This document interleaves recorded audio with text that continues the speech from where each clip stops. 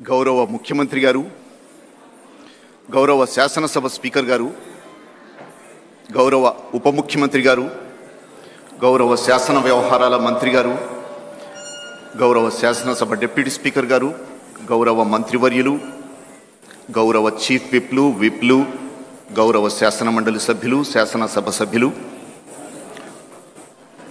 learned Chief Secretary to Government of Andhra Pradesh, esteemed colleagues from the Legislature Secretariat and Government of Andhra Pradesh, అందరికీ నమస్కారం. ఫిబ్రవరి 24వ తేదీన governor గారి ప్రసంగం ముగిశాక శాసనసభ business advisory committee సమావేశం జరిగింది. ఆ రోజున బడ్జెట్ సమావేశాల ఎజెండా నిర్ధారించగా 4.5 దశాబ్దాలకు పైగా సుదీర్ఘ సుసంపన్న రాజకీయ అనుభవం, అనుబంధం గల ముఖ్యమంత్రి గారు, స్పీకర్ గారు గత కాలపు జ్ఞాపకాలను నెమరువేసుకున్నారు. శాసనసభకు పూర్వ వైభవం తీసుకురావాలని, అందుకోసం సభ ఏడాదికి కనీసం 70 రోజులు నడిస్తే బాగుంటుందని ఆ సందర్భంగా స్పీకర్ గారు సూచించారు. ముఖ్యమంత్రి గారు స్పందిస్తూ సమావేశాలు గతంలో మాదిరిగా మరిన్ని రోజులు జరగాలన్న సూచనతో ఏకీభవించారు. సభ్యులు కేవలం సభ కార్యకలాపాలకే పరిమితం కాకూడదని, పలు రంగాల్లో ప్రతిభా పాఠవాలున్న సభ్యులకు తగు అవకాశం కల్పించేందుకు ప్రత్యేకంగా క్రీడా, సాంస్కృతిక కార్యక్రమాలు కూడా చట్టసభల సభ్యుల కోసం నిర్వహించాలని సూచించారు. సీనియర్ సభ్యులు, మంత్రివర్యులు పయ్యావుల కేశవ్ గారు, నాదెండ్ల మనోహర్ గారు, ఇంకా విష్ణుకుమార్ రాజు గారు కూడా బీఏసీ సమావేశంలో పలు సూచనలు చేశారు. ఆనాటి సంభాషణల స్ఫూర్తితో స్పీకర్ గారు తక్షణం కార్యోన్ముఖులయ్యారు. ఆ మర్నాటి నుంచి స్పీకర్ గారు ప్రతిరోజు కీలకమైన ప్రశ్నోత్తరాల సమయం ముగియగానే సభ నిర్వహణ బాధ్యతలు డిప్యూటీ స్పీకర్ గారికి అప్పగించి క్రీడలు, సాంస్కృతిక శాఖల మంత్రివర్యులు, అధికారులతో పలు దఫాలు సమావేశాలు నిర్వహించారు. ఈ 3 రోజుల క్రీడా, సాంస్కృతిక కార్యక్రమాలకు ఒక రూపాన్నిచ్చారు. ఈ కార్యక్రమాల ఏర్పాట్లను నిరంతరం సమీక్షించారు, పర్యవేక్షించారు. నిన్న మొన్న జరిగిన క్రీడా పోటీలు చూసిన వారికి ఈరోజు శాసనసభ్యుల సాంస్కృతిక ప్రతిభా పాఠవాలు చూడబోయేవారికి స్పీకర్ గారు చేసిన కృషి బోధపడుతుంది. గౌరవ శాసన మండలి చైర్మన్ గారు కూడా సభ్యులకు ఎంతో ప్రోత్సాహాన్ని అందించారు. ఫలితంగా శాసనసభ, శాసన మండలి సభ్యులు సమధికోత్సాహంతో ఈ ఉత్సవాల్లో పాల్గొన్నారు. 84 ఏళ్ల వయసున్న వరదరాజుల రెడ్డి గారు, 80 ఏళ్లు పైబడిన బుచ్చయ్య చౌదరి గారు సైతం ఉసేన్ బోల్ట్తో సైతం పోటీకి సిద్ధపడ్డారు. వారు 100 మీటర్ల పరుగు పందెంలో పాల్గొంటారని, మైదానమంతా నవయువకుల్లా కలియదిరుగుతూ అందరికీ ప్రేరణాదాయకం అవుతారని చూస్తే కానీ నమ్మలేం. కొద్దిసేపట్లో మీరు విజువల్స్ చూస్తారు. Age is just a number అనే నానుడి అర్థం కావాలంటే ఈ క్రీడోత్సవాలు తిలకించి తీరవలసిందే. ఇప్పుడు గౌరవ సభ్యులు కొందరు సాంస్కృతిక కార్యక్రమాల్లో ఆహూతులను అబ్బురపరచబోతున్నారు. ఈ కార్యక్రమానికి ప్రేరణనిచ్చిన ముఖ్యమంత్రి గారికి, మార్గదర్శకత్వం వహించి ముందుండి నడిపించిన గౌరవ స్పీకర్ గారికి, ప్రోత్సహించిన గౌరవ చైర్మన్ గారికి, సహకరించిన ఆయా శాఖల మంత్రివర్యులకు, అధికార గణానికి, శాసన వ్యవస్థ సచివాలయ సిబ్బందికి, మార్షల్స్కు, భద్రతా సిబ్బందికి అందరికీ పేరు పేరున కృతజ్ఞతలు. నేటి ఈ కార్యక్రమానికి విచ్చేసిన మీ అందరికీ శాసన వ్యవస్థ సచివాలయం తరపున స్వాగతం, సుస్వాగతం, నమస్కారం.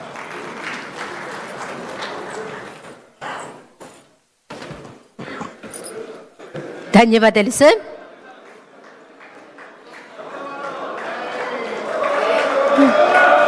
మనమంతా చూస్తున్నాం, ఎప్పుడా అని ఎదురు చూస్తున్నాం. ఏమంటివి ఎంత మాట! ఆచార్య దేవ, విశ్వవిఖ్యాత నట సార్వభౌమ ఎన్టీఆర్ గారి అమోఘమైన, అద్భుతమైనటువంటి, ప్రపంచమంతా పేరు ప్రఖ్యాతులు సంపాదించినటువంటి ఒక దుర్యోధనుడి పాత్రను ఇప్పుడు మనమంతా వీక్షించబోతున్నాం. వారే రెడీగా ఉన్నారు, సిద్ధంగా ఉన్నారు. శాసనసభ ఉపసభాపతి, RRR గా ప్రసిద్ధి చెందిన శ్రీ కె రఘురామకృష్ణన్ రాజు గారి దుర్యోధన ఏకపాత్రాభినయం. ఒక్కసారి మనం ముందుగానే కర్తాళ ధ్వనులు అందిద్దామా సార్, ప్లీజ్.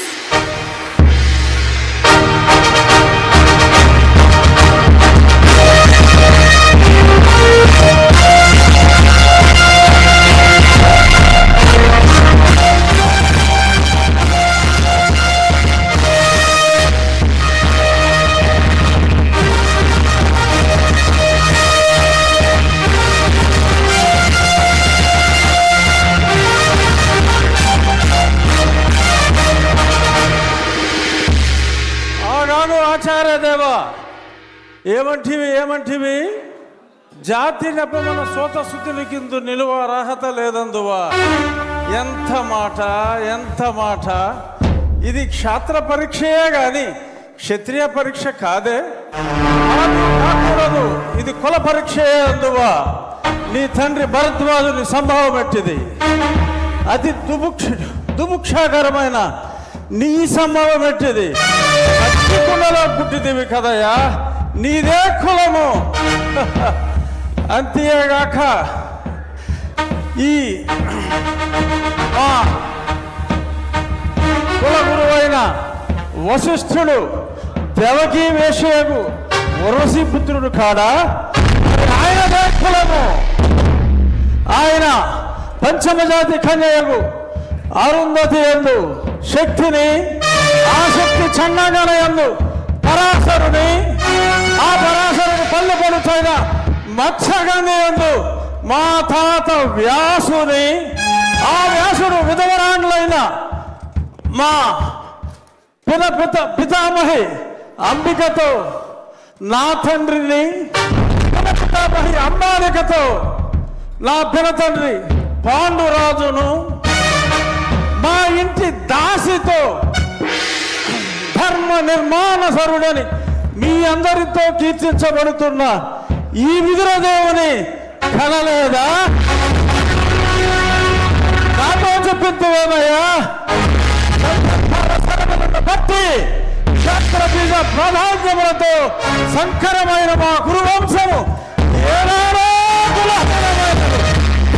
నేను కులము వ్యర్థవాదములకు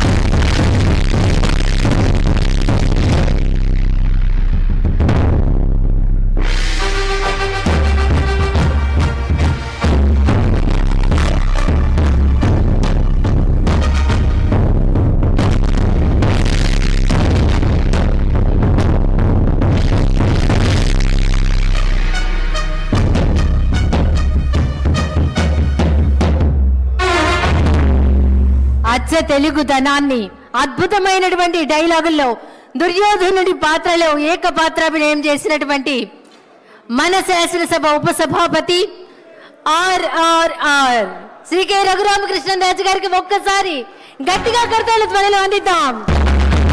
అభినందనలు సార్.